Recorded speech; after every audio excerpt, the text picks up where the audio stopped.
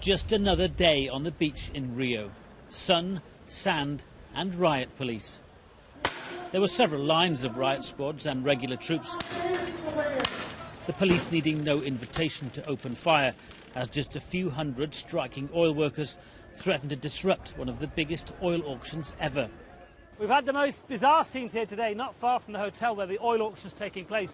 There are riot police and soldiers firing tear gas grenades, even stun grenades, not only towards the protesters but also onto the beach here, where there are holidaymakers and tourists watching incredulously, some of them still sitting there while all of this fighting, while all these clashes are still going on.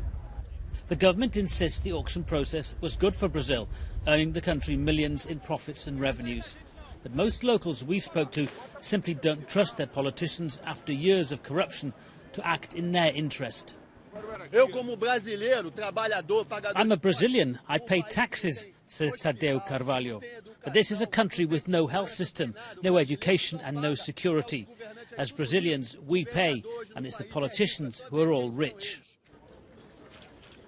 Events inside the hotel went ahead undisturbed.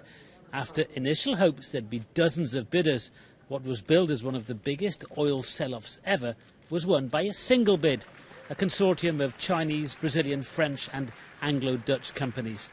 Nonetheless, delighted Brazilian officials declared the proceedings an overwhelming success. We have international oil companies from Europe, we have national oil companies from China, and we have Petrobras. So we have very good partners to help Brazil to develop our pre-salt.